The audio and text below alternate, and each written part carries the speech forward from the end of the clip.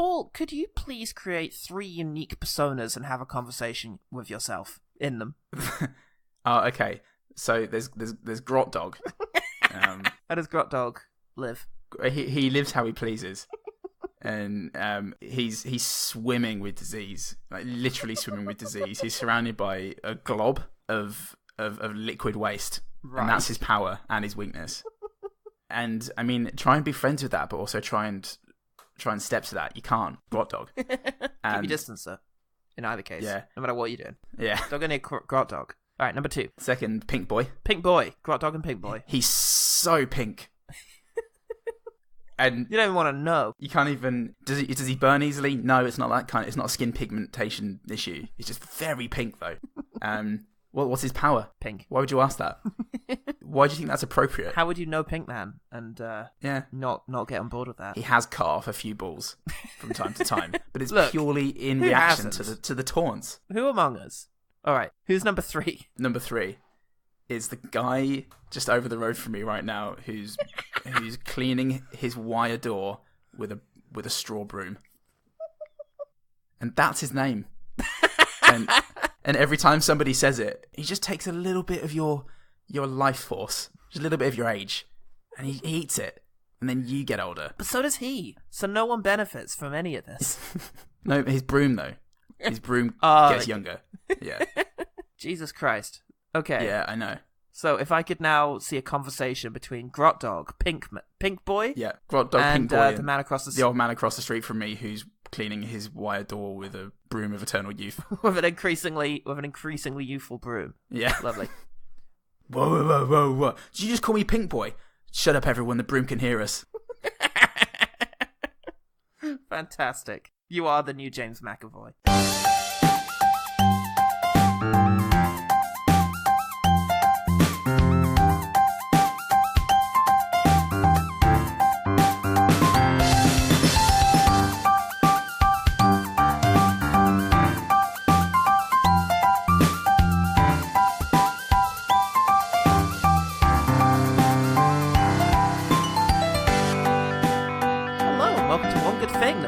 That's going to hold on to the light until the very end, or another year at least. I'm the Horde. I like Kevin now. You sure do. It's a revelation to us all, and no one. Oh no. We are still wading through the very worst of 2019, and it's time to check in with the man whose career just refuses to follow a straight downwards trajectory. Keep getting those blips. It's annoying. It's very rude. It is. It's inconsiderate. We're trying to build a narrative out of your life. It's M. Night Shyamalan's Glass. Maybe this will all make sense if I explain who I am. My name is Dr. Ellie Staple, and I'm a psychiatrist. My work concerns a particular type of delusion of grandeur. It's a growing field. I specialize in those individuals who believe they are superheroes.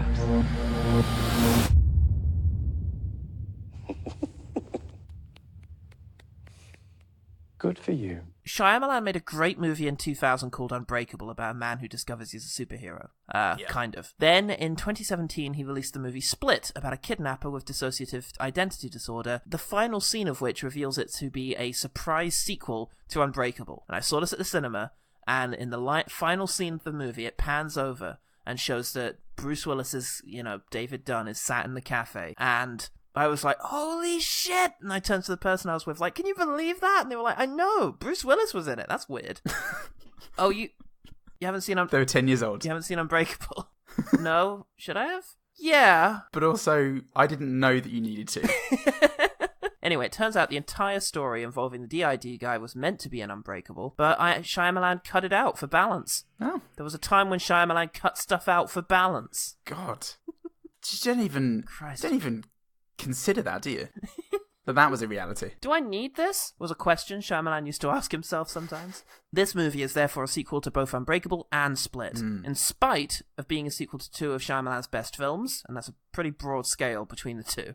Split does not equal Unbreakable, I must assure you. Oh, okay. The film did not have the same critical success. Oh. Joe Morgenstern at the Wall Street Journal. I've done it all. Here we go. Done every bit of it. The concept is intriguing, but the emotional payoff is negligible. The surprise ending is feeble, and the whole enterprise resembles a recycling bin. In how many ways does it resemble a recycling bin? I mean, some of the aesthetic is bin-esque. Is it more that it resembles the concept of recycling rather than the bin in which the No, it resembles the bin. It's blue. It's got 3 arrows on it. And people put pizza boxes in it. It's in my garden. Hey man, did you know that Family Guy made a joke about Osama bin Laden 2 years before 9/11? I didn't know that. Isn't that weird? Who knew the name Osama bin Laden before 9/11? Seth MacFarlane. American security. Huh? Chris Morris's new film. Check it out now. It's very good. I've heard it's really good. Hero of film criticism, Paul Salt, writing for the always excellent Screen Mayhem, said... Usually always.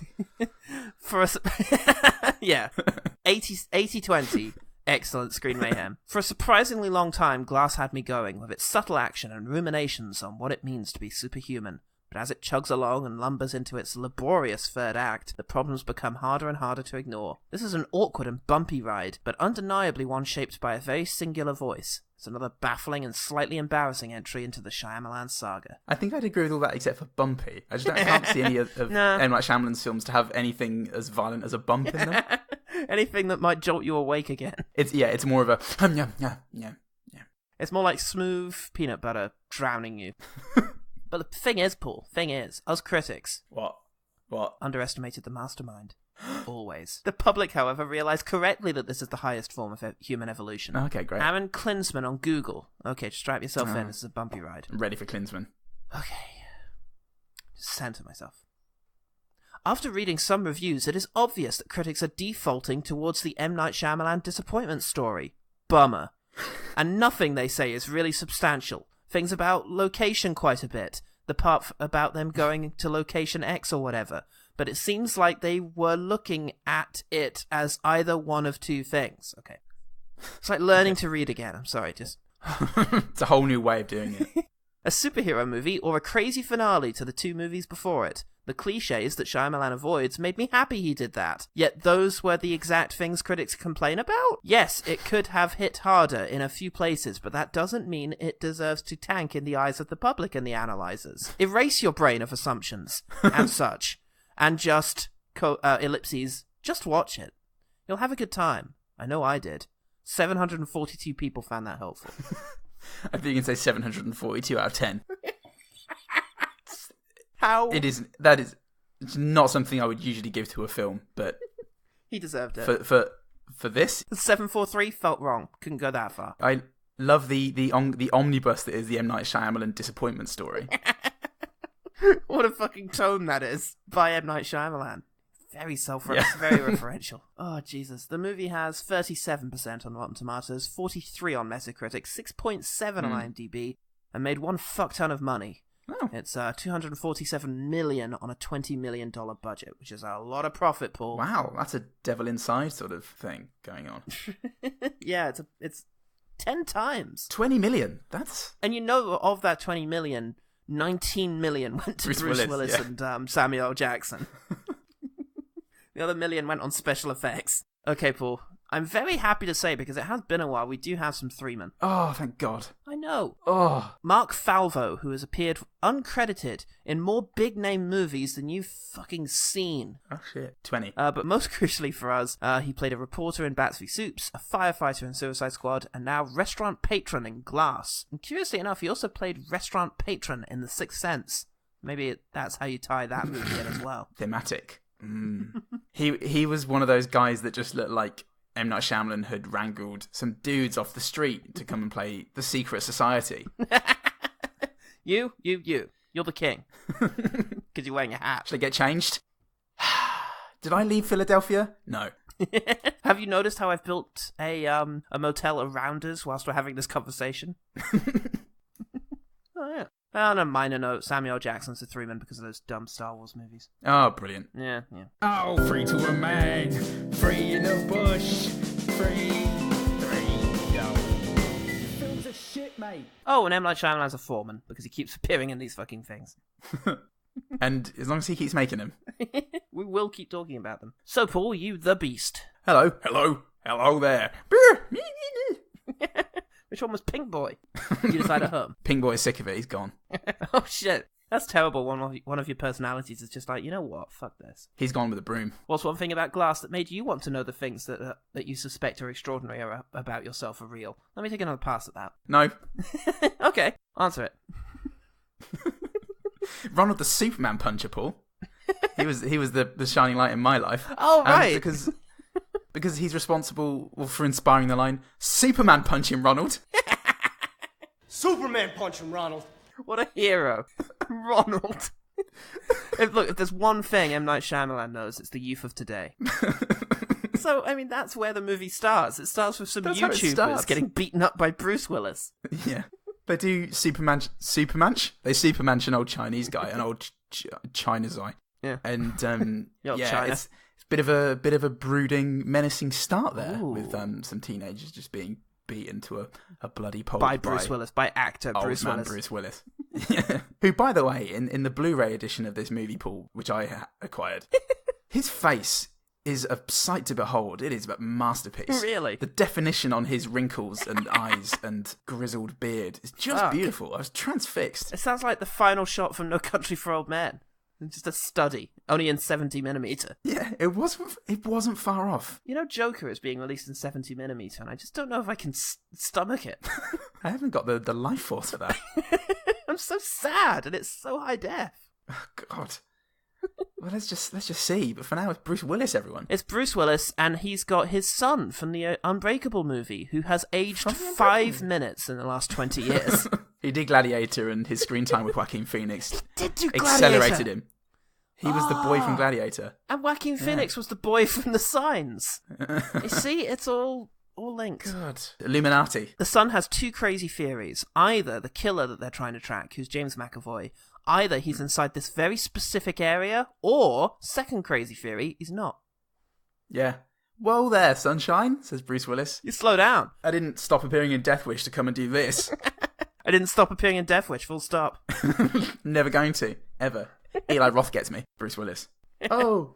So he knows that movies are actually more about sport. Fucking hell. So Bruce Willis goes on walks to try and figure out where this guy is using his little premonition touch thing he's got going on. He has a brief flashback to when M. Night Shyamalan could get Robin Wright in his movies, which is a very sad memory for Bruce Willis. When he's not walking around, he runs a security business, sort of with his son. Yeah. And Paul, they've got a customer in. Oh, have they? A fucking poet of customodium. Oh. A hero of being a customer. Let your dad take a walk, Jesus. Yeah. Hey, do I know you? Did you used to work at the football stadium? 15 years. I used to hang out with some shady types down at the stadium in my youth. Turned it around with positive thinking. I need security for my own aura.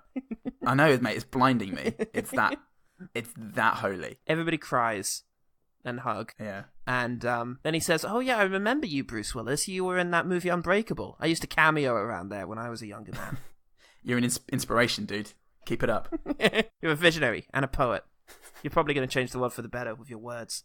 Yeah. That's the first scene in this movie that feels like it's Birdemic. And there'll be a few more. Yeah, there'll be a few more. Not too many, but noticeably not as many as you'd expect. Not as many as Lady in the Water. Speaking of Lady Water, they've got a fucking flatline female to play the lead in this film once again. Oh, what, Sarah Paulson? Yeah, no fault to Sarah Paulson, I feel, because this just seems to be like M. Night Shyamalan's thing. Fuck yeah. Drain them of life. Yeah, here's your script, Sarah. No, don't read it like that. Don't read it like that. Don't read it like that. Don't read it like that. Don't read it like that. I'm not going to stop filming. Don't read it like that. And 4 days later, it's the Stanley Kubrick technique. He just drains the fucking life out of her. Yeah. I understand that the three of you think you are superhuman. That you don't think you are normal. You've convinced yourselves you have extraordinary gifts, like something out of a comic book.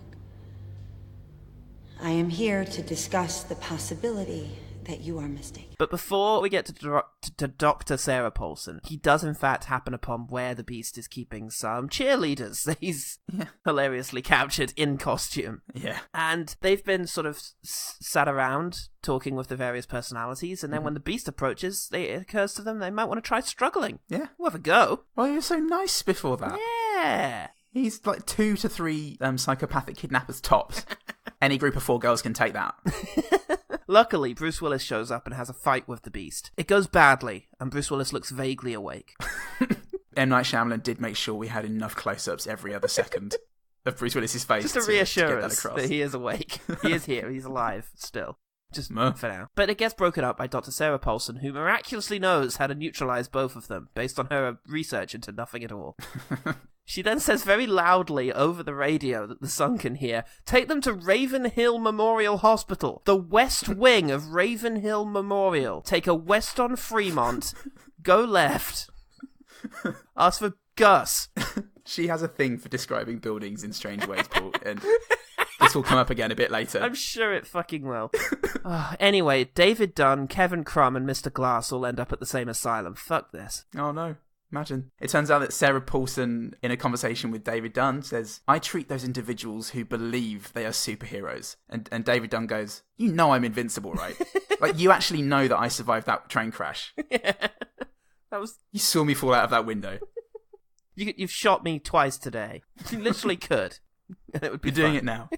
But he gets a bit out of order, so they have to spray the entire room with water, his only weakness, except his bed, which is visibly dry throughout the rest of the scene. Oh, imagine a wet bed. Oh no, imagine a wet bed for that entire time. They're not monsters, Paul. They're scientists. Bruce, we need you to sit you on a wet bed for the rest of the scene. Nope. Okay. No, Bruce, it's for the character. No. Oh. And then he didn't say anything for 3 days. So they filmed all the reaction shots. Spliced it into all the dramatic fight scenes. For dialogue, they just spliced in all the different times he went, oh, in other films, and made it sound like words. You know, like the Truman Show poster is just loads of small shots of Jim Carrey's face, making up a large, sort of, it's like a synecdoche. Synecdoche of Bruce Willis sounds. That's this film. So, yeah, it's, well, our 3 main characters are now locked up and not going anywhere, so let's catch up with some side characters. Yeah, brilliant. Fuck yeah. What's her face? Willis, what's her face? Anya Taylor-Joy from The Vivitch. She has her narrowly missed character arc from Split well and truly diverted.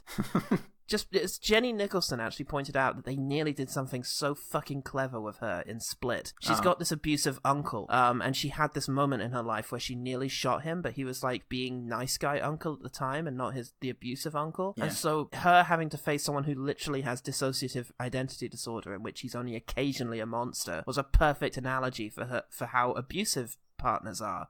That they're not horrible all the time. Sometimes they're nice, and it's when they're nice that you need to try and get the fuck out of there. Yeah. But then they avoided that at the end by not having her... The obvious payoff is have her kill McAvoy whilst he's Hedwig or something, like one of the really trusting, nice personas.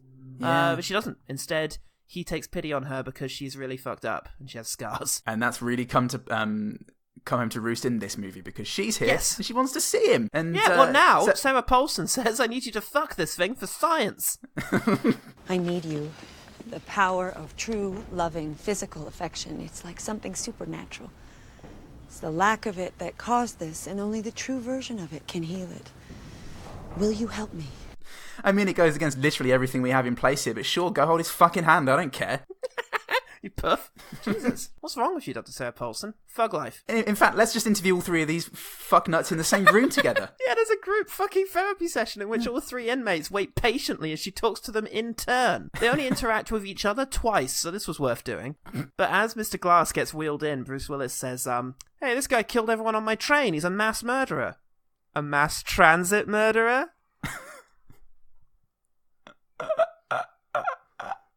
We have to cut. M. Night, you can't just laugh at your own jokes. You're standing right near the boom mic. You insist on standing near the boom mic. You're in front of the camera.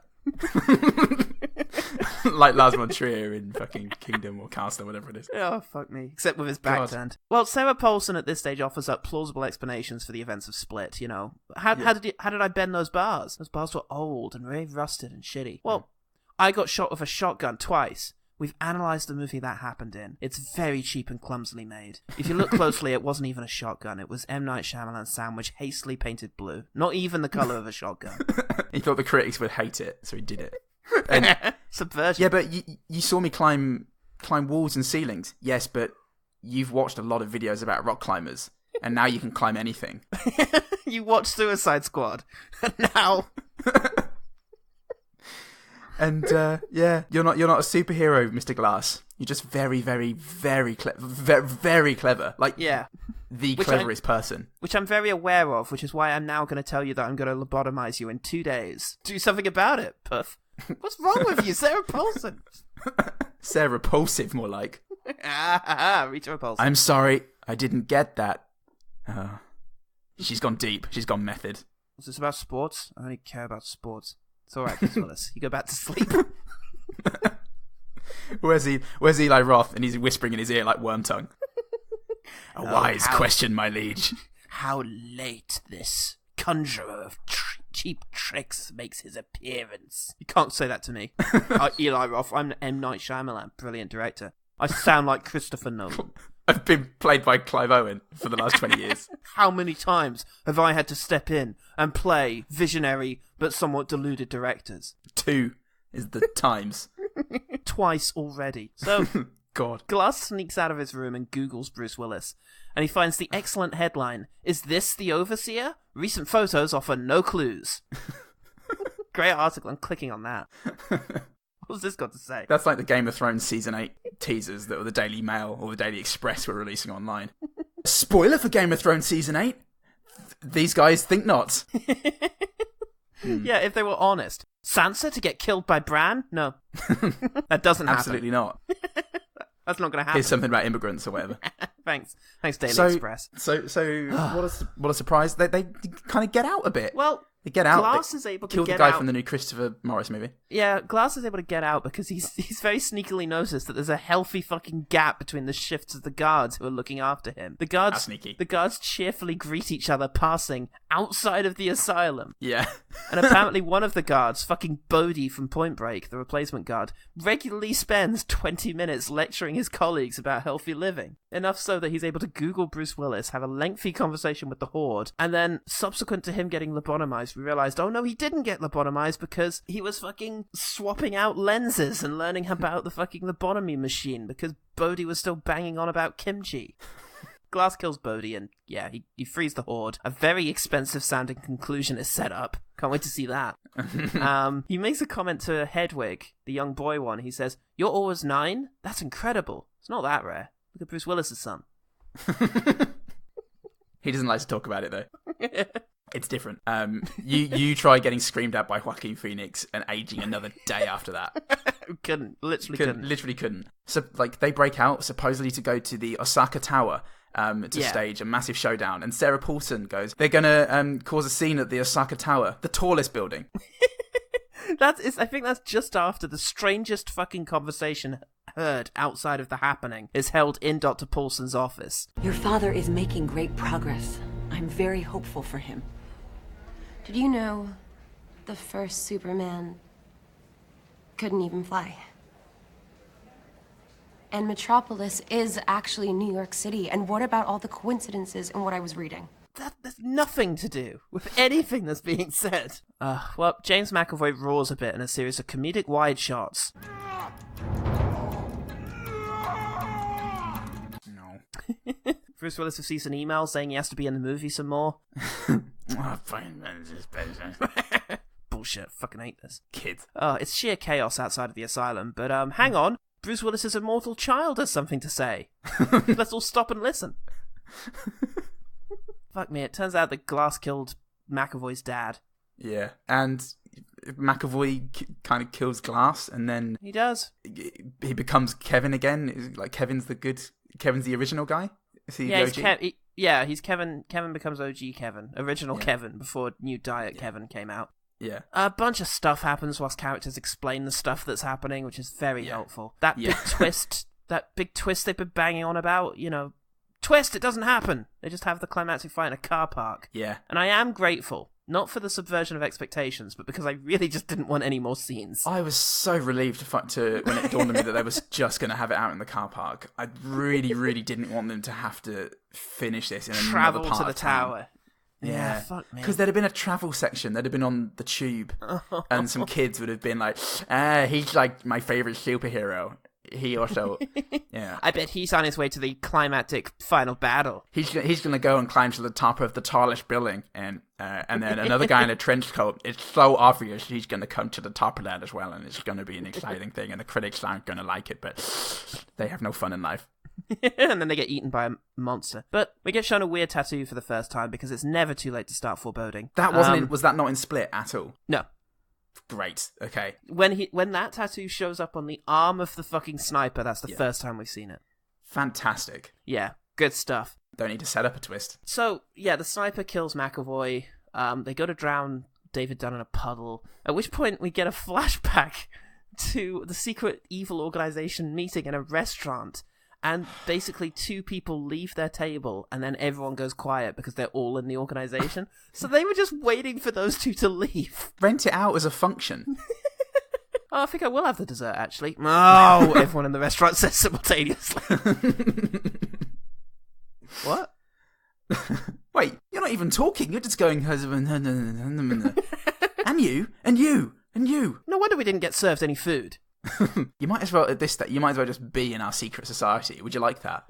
I mean, no, we actually. do take fucking anyone. Look at these guys. Literally anyone. This guy just does not his suit. Doesn't fit him. Look, even. We're going to have to kill you if you don't join. No, still no. The last thing David Dunn hears is dreadful dialogue. They all die. In the Order of the Clover, they go and do the restaurant thing again. Yeah. There's got to be an easier way to do this. I've been here for 7 hours.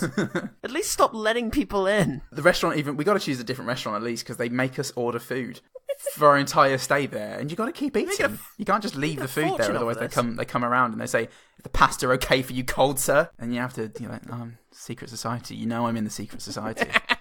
I come here all the time. You're part of it. You're part of it too. The waiting staff are part of it. Basically, the Order of the Clover is committed to simultaneously manipulating Michael Myers and also to making sure that there are no superheroes ever. Yeah. Possibly by sicking Michael Myers on them. Maybe Jamie Lee Curtis was actually meant to be the next Captain Marvel. Still time. So twist. It makes more sense than what actually happens in Halloween 6. Or in this, because there's another twist. Or in this. And twist. It turns out that Dr. Glass had planned it all. He knew it all along. Professor Glass. And he'd streamed it. He knew that at least one of the 750 cameras that Sarah Paulson had installed was going to pick up on them escaping and fighting. Yeah. And he leaked it across the internet. Yeah, and he live streamed it to Twitch. The children and relatives. He did. They fucking love it there. And the three relatives, David Dunn, Immortal Man-Child, Arkless Wonder, and Samuel L. Jackson's mum? Yes, who was in the movie. Who must be 180? They sit there with some empty coffee cups, pretending to drink, whilst waiting for this to go worldwide. And when everybody finally sees that there is one person with superpowers and two very evil people with superpowers really doing horrible, horrible things to the world, they just sit there, they bite their lips a bit and go, "Fuck yeah, we're the best." By which we nice mean one. There's a evil guy relatives. who can tip over a car given enough time and enough rocking. Look, there's a beast man. who rips people apart. You can't explain that. And this guy is responsible for the death of hundreds. Nice. Nice. We did it, everyone. I did actually giggle in the cinema because I suddenly imagined how that scene might go, which is just everyone around them just starts laughing at the footage they're seeing. And they're just in this station like looking around whilst everyone's just pissing themselves with laughter looking at the climax to Glass. Oh god, yeah. So that was M. Night Shyamalan's Glass, the conclusion to the Unbreakable trilogy. Yeah. What did you make of it, Paul? Oh, I'd say it's pretty fragile. Don't tap too hard. It had a lot more going for it than a lot of the M. Night movies we've done. Agreed. There was a lot here that I liked, but the story was so contrived and twisty that it's like Whiplash, but like what you get if you were going too slowly. Just tripping over a cobblestone. Whoops! Oh. Yeah. I'm okay. But you do it once every 4 minutes. And pretty well shot, I thought, for a lot of it. Like, directing was a bit more competent. Cinematography, maybe. But not the directing. But the same old problems are there. The script. Yeah. The twists. Terrible dialogue. Very performances. Paper thin characters. I will say in terms of direction, there's just the pacing was a little off. There were some sequences that actually worked, although I think a lot of that comes down to the music by Wes Dillon Fordson, who did a really good score for this one, much better than the scores of a lot of Shyamalan's projects. It's very good.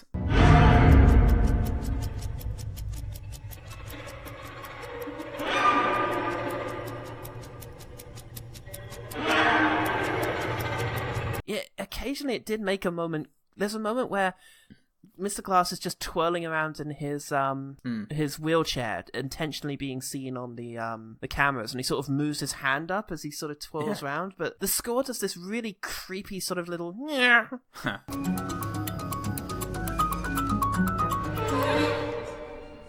kind of thing, and it makes it a sinister moment. Like, this is the worst thing you could possibly be seeing ever, even though it's just Samuel Jackson lackadaisically wheeling himself around in a circle. I did quite like that scene. It was very incongruous, and it made me laugh.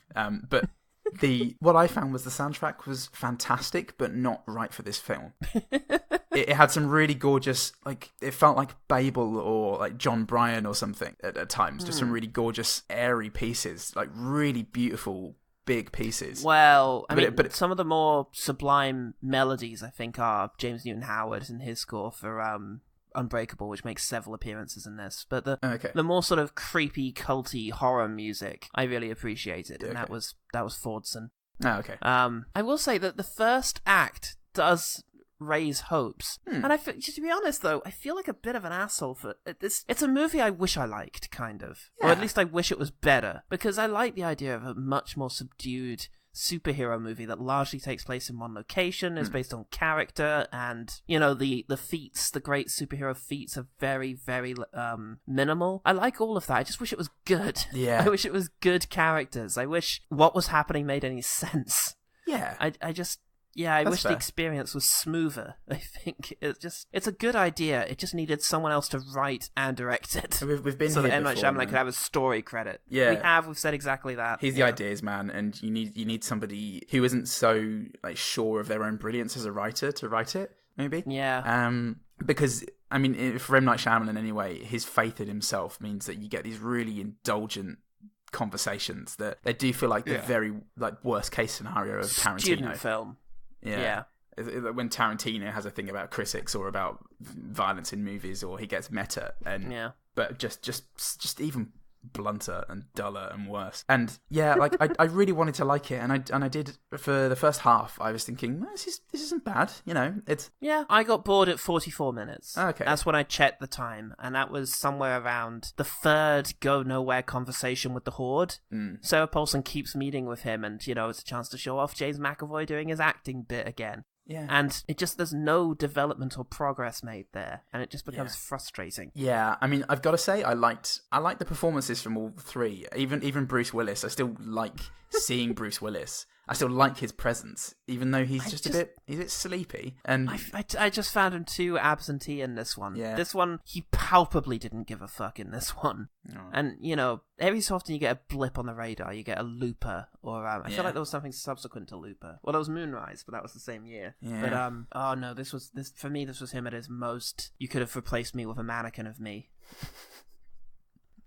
Oh, I was willing. I think I was willing to create a fiction in which David Dunn himself was tired, and He's that so made it tired. funny. So tired of everything. But God, and I haven't seen Split, so for me the James McAvoy thing was new. I mean, I saw the trailer and went, oh, that's cool. And I was impressed by James McAvoy's range. It was very good, I thought. It was, and I feel like I've seen people say, oh, this is just a very standard, actor's trick to sort of move between roles like this. You do it as part of like an exercise. But I feel like the level of nuance in his physicality, I think it's the physicality that made it really good. It was especially characters like Patricia and Hedwig. There's a way of carrying themselves there, which I think was really good. Where is he? Who? The man. He is guarded, isn't he? He can't get out. Why did you pick us, Hedwig? Oh, because you're impure and you haven't done any suffering. Yeah, at times really funny, at times quite intimidating. The quietness of Patricia as well. She's very vulnerable at times. One scene in particular where she's sitting on the edge of a bed on point, like her toes on point. Just a wonderful bit of physicality there. I just adored it. But then there are some really sort of subdued moments of menace from her as well. And there are times, and again, I'm very willing to attribute this to M. Night, when he'll have a character and the first thing the character does is announce who they are and what they do. Oh, and you think, don't do that. It's so fucking stupid. You don't need that. Like, I was just going to say a quick glance at Bruce Willis's filmography. He hasn't been good since 2012, so Okay, cool. Just put that one to bed. Okay, that was the last time. 5 years ago. 5? 7? Oh my god. Yeah. You're old. Don't blink. It's all over. Not as old as Bruce Willis, though. But we can't all be Bruce Willis's son. It's two extremes there, his son and Bruce Willis himself. Very opposite ends of the aging spectrum. The son has all of Bruce Willis's youth. Do you want Bruce Willis's youth, though? He did. He had energy. He had energy as recently as 2012. And then that fucking kid, came along. Sapped it all it's out. Not even his real kid, but he is now. But yeah, I think I could talk for a good hour about all the finer points of McAvoy's performance. And I think that, I see movies where people are doing, you're like, God, why did they cast him as an American? Or why did they cast this guy as Irish when he's from Texas? And like, some people struggle to maintain one performance in movies, like very successful actors. And James McAvoy just seems to be doing it effortly. And I was really impressed by that. Yeah, it was very good. It was a good performance. And I think ultimately both this film and Split would have been much weaker without him. Oh, for sure. I think we'll conclude on Split on Glass by just saying it's a film that promises to be a lot more interesting than it is. It's certainly unique. Mm-hmm. It's worth watching, I think, once, most people did, it seems, because it made really good box office. And I'll say it's almost heartening that something like Glass makes money. Yeah. It's such a subdued, different kind of film, and yet it did actually do bank, which I kind of want to applaud. I guess, I don't know where I am with Shyamalan. I don't want to say that he's cynical. That can't be the thing that irritates me about him, because he's not really. He definitely puts himself into his fucking movies. Yeah. He's just bad at it, and I don't understand why I can't still like him. He's like Salieri. Is there not room for mediocrity? Does that not give hope to us all? I mean, is there mediocrity and then there's mediocrity, sorry, and then there's mediocrity where they're basically painting themselves as a fucking genius? That is the problem as well, is his lack of humility. If he could present himself as a sort of, what's the fucking guy? Roger Corman. If he could present himself as a Roger Corman style fellow, then that would be one thing, like a trickster or a P.T. Barnum type. But no, he really does still consider himself the sort of successor to Spielberg. And you're right, I really wanted to like this, and there's a lot of it that I did like. It's always gonna, and unless he's gonna share the reins with somebody, it's always gonna have those problems, because he's unwilling to change. Collaborate. If we could just collaborate, I really feel like we could be in for something special, and not just with Will Smith. All right, well, let's talk about those things that we liked then. Let's quick fire. I really like James McAvoy talking over the production logos. Created a unique tone, and it culminates in the fucking excellent line. Now, who'd like a PB and J sandwich? You do.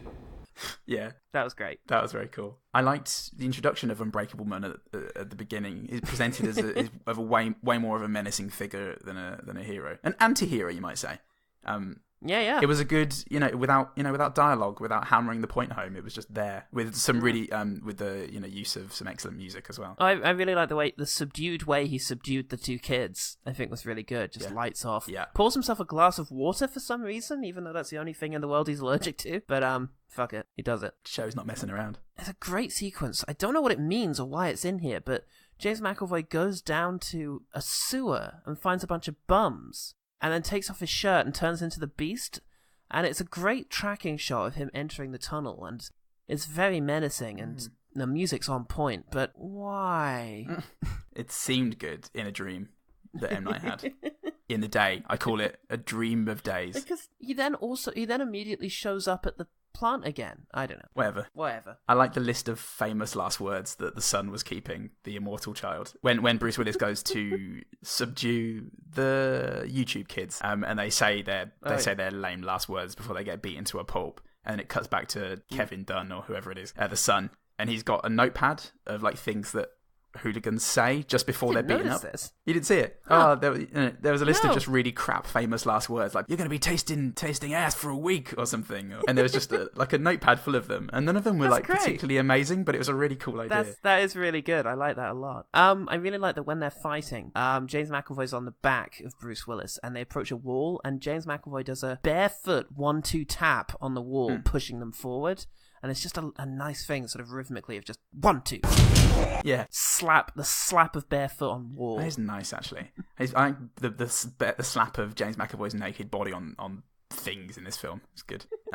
Good slapping. There's this scene where Willis is doing his walk, and I like the way him walking around was shot. There was just something solid about it, and the way, the setup of that scene. But he walks past McAvoy and gets his prema vision, and McAvoy does another kick. He's as the 9-year-old, and he kicks the garage door that he's walking past before recoiling in shock and then running away. Again, just love the physicality in his performance here.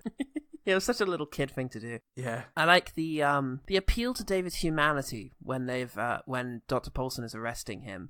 She says something like, "You might be able to get out of here, but not without hurting a lot of people." Yeah, and that was a really good way of disarming him, and it again demonstrated that she's done her research on this guy. Yeah, and, I like that idea. The idea of, yes, you can fight your way out of here, but you are going to have to hurt people, and you don't want to do that. Yeah, I really like that idea. I made note of that as well.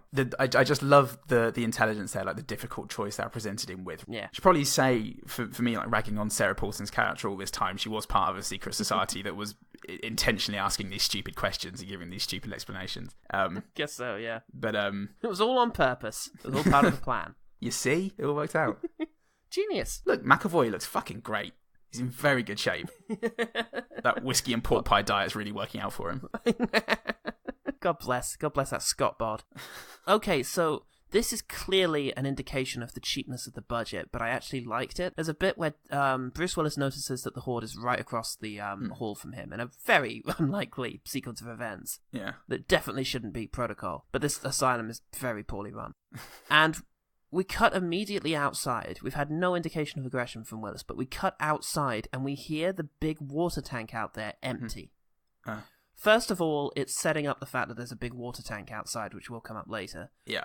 But secondly, it's a really kind of cool, subtle way to indicate that Bruce Willis has just been doused with water. Because I got it immediately. I was like, oh, that's what's happening. And then we cut back inside and, the bed sheets are completely dry. But I still liked it. It was a neat little, subtle bit of communication from Shyamalan. Yeah, well, I really like that shot actually where Willis and McAvoy's doors open at the same time, and they realise that they're just across the hall from each other. It's really well communicated without dialogue. Which is not utilised later, incidentally. That never comes up again.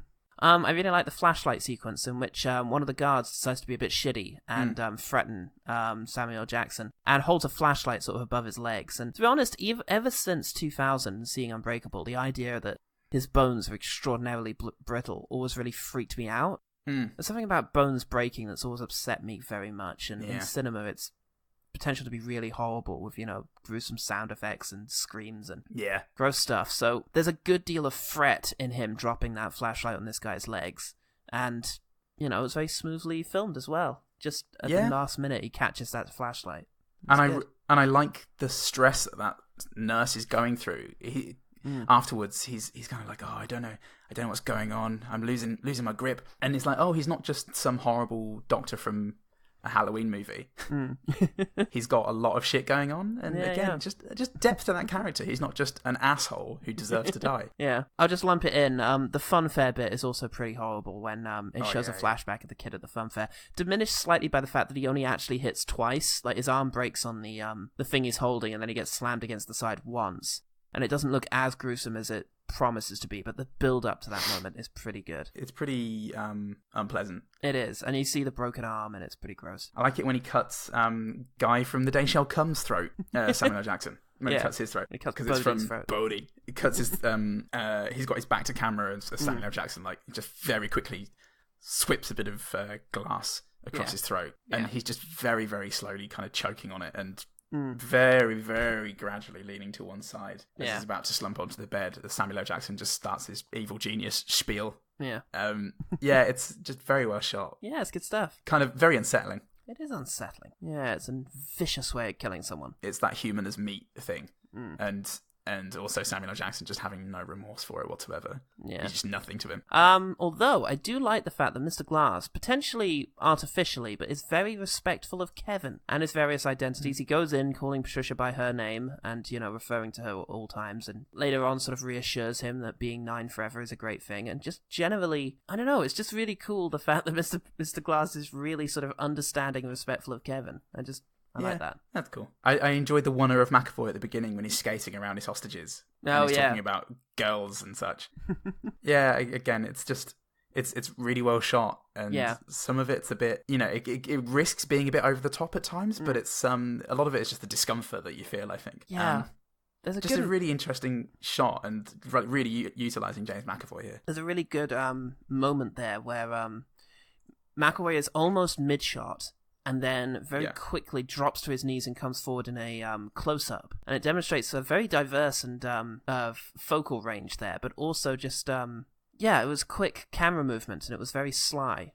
Very slick. I like that quite a bit. Good stuff. I like the fact the Beast, speaking of a much narrower focal range, the Beast takes out 3 guys behind Glass. Glass is just wheeling towards the camera. He's in focus at the front of the shot. In the back, we see a blurred McAvoy taking out 3 guards. And it was well choreographed bit of action, which is rare for this film. The climax, I don't know if we really got into this, is kind of clumsy and a bit dumb. But this particular fight looked good, and it was neat having it just unfold in one smooth motion, and it was also quite vicious. So, and culminated, I think, in a guy being very quickly pushed into a wall, which involved a special effects shot. So, it was an ambitious little moment. I liked it. Yeah, it definitely was actually. Lots to like there. I'm glad the girls got saved at the beginning. One of them got a table in their head, but I was glad that Shyamalan let us get the cheerleaders. Yeah. It is implied that a bunch more have been killed. And 2 perfectly innocent teenage girls do get eaten alive in Split. So it's nice that you're so negative, Paul. It's nice that some teenagers get to live. I liked the Horde's death. Both the sniper shot, the fact that the laser from the sniper thing just briefly glimmers around in Anya Taylor-Joy's hair, forcing her to step out of the way, and they're both too confused to really do anything about it until there's, a shot and he notices a hole in his chest, in his abdomen that starts bleeding quite quickly. That was cool. And then his last words, the fact that each of the personalities gets to say a sort of last thing. Not each of them, there's not 23 lines said, but there's a little moment there where... goodbye. Not me. Bye. And Kevin at the end, holding the light until the very end, and it was sad. It was a sad little moment, thanks to McAvoy's acting chops. James McElroy. Actor extraordinaire. When McAvoy keeps trying to beat the lights that come in his cell whenever he shows an aggressive personality, they come on and blast him once, then a second time. And then there's one time there where it just clearly... it feels like it's for comedic effect. The second time the light comes on is longer than usual. So usually it's like a boom, boom. And this happens about 2 or 3 times. And then it goes boom, boom. And it's just a really weird bit of, I would assume, intentional slapstick. And if it is, then it works. Oh, good. Yeah. My last one is that in the station, Anya Taylor-Joy, when they realise that everyone around them is seeing the footage, Anya Taylor-Joy's anticipation face is really fucking great. It's very sweet and kind of I just found out that Christmas is going to be a day early. Just a sort of kind of face, and I found it very endearing. I guess my final one then is that I like that the showdown takes place in daylight. I think okay. That's interesting. It's not like a rainy, dark night. It does pose issues, to be honest. The thing is, a lot of these conventions, and again, this is something that Shyamalan has historically failed to recognize, a lot of them do exist for a reason, and you will have to try hard to overcome those reasons. And in this case, showing things in the dark allows you to cover a world of sins. So you need to be creative to get around those so that you don't have just, for example, a line of SWAT officers just standing idly by in the background of a scene not doing anything. But yes, I agree. It's a nice little subversion that it happens in daylight. It just needed a couple more of those strings to get covered up. Yeah, I mean, there's bravery there in doing that, the way he did, I think. Gotta respect that. It's the bravery of a man with a very large hole in his trousers, just thinking, you know what, if I'm just confident and get up on stage, no one will notice. But it was very large. Excellent. Okay, well, how about that OG team? Stuart Watkinson at Stuart Wright said, "Help me fall asleep on a long flight." Oh. Actually, I'm gonna bear that in mind. Yeah, you got one of those coming up, so... And you just refuse to take heroin like the rest of us. Oh, I can put Angel Has Fallen on again. That was lovely. That was a very good night's sleep I had in that screening. Nick C. at Nick Ibis said, "Once again, I have not seen this film. So, thanks, OG team." A stirring response from the OG team this week. There's that $260 million profit at work. Apparently none of which came from the OG team. Fantastic. Yeah, brilliant. Well, that's good stuff. Let's talk about the one better thing. The one better thing. My one better thing is that I much preferred the last time Bruce Willis found himself locked in an asylum under false pretenses. That's right, it's 12 Monkeys. Nice. Undoubtedly Terry Gilliam's best film. It's a film with a real sense of menace throughout the whole thing. It's set in a dystopian future in which some terrible virus has destroyed most of mankind and rendered the surface of the world a terrible wasteland somehow. I can't quite remember how that bit works. But anyway, most people are dead. Everyone's got to stay underground. And Bruce Willis is sent back to the past in order to try and... You can't affect the past when you've travelled back there, so all he's doing is trying to figure out who the progenitor of the virus was so that a pure sample can be collected. And as he goes to he ends up in an insane asylum. He happens upon a young Brad Pitt who might just be the party responsible. And he also falls in love with a doctor. So it's an excellent film. It's really just beautifully designed. It's Terry Gilliam at his best, probably because it's Terry Gilliam at his most subdued. I don't think, really... in Brazil is probably him at his crazy best, but 12 Monkeys is him at his legitimate best, I think. It's a very well-designed world, beautifully played by Bruce Willis. He really does play a man who's just fucking coming apart at the seams. Whose questioning of his sanity is very, very plausible. There's real moments in here where you don't quite know what to believe. It's just too crazy. And all of the stuff in the asylum, I remember being great. Brad Pitt, this might be his best role. It's certainly his most lively and his most un-Pitt-like. It really reminds you... Mickey from Snatch. Oh, fuck, yeah. It really reminds you that there was a time when these superstars used to really go out and earn their bread. And, yeah, it's great performances, great direction, and a really good film. 12 Monkeys. Cool. And good music. Da-na, da-na, da-da-da-da-na. Na na na na. 12 Monkeys. That one's called Patient Zero. Monkeys behaving 12ly. Oh, 12 Angry Monkeys. 12 Angry Monkeys. 12 Angry Monkeys. What a great fucking concept. 12 Angry Monkeys, but one of them is still Henry Fonda. Yeah. I say that boy's innocent. You raise a good point. Let me out. Let me out now. Eat your peanuts. You can't say that, Henry Fonda. Different times. Why do I have to play Henry Fonda and the racist one now? Is that fair? This was before the monkey right movement. All right. Well, my one better thing comes straight from the mind piece of Man in a Tent, Josh Trank, who directed the meta coming of superpowers type piece Chronicle. That's a good choice. Starring Dane DeHaan and Michael B. Jordan and the other guy as a few friends who find a strange substance that imbues them with incredible abilities. But this only really serves to bring out their darker sides and escalates pretty quickly in a world that is not ready or lenient towards people with these kinds of powers. Yeah. It's a really interesting piece, a subversive take on the superhero movie, and accomplished with a little more aplomb, and gives a little more space for inference than Glass does. It's a promising start from Josh Trank. There's been a dip, but he's doing Fonzo now with Tom Hardy, and it's about Al Capone, and that's apparently coming out this year. So I'll be curious to see what happens with that when Al Capone gets the abilities to crush cars with his mind. I'll be curious to see what happens to the production budget after he wrecks his hotel room again. Yeah. Oh dear. Good stuff. Those were both one better thing. Both of them. The one better thing. Oh, Christ. Paul, how can people find out more about Grammar, but also this show? Grammar, I mean, who knows? But this show, you can get in touch with us at Twitter. It's all impossible.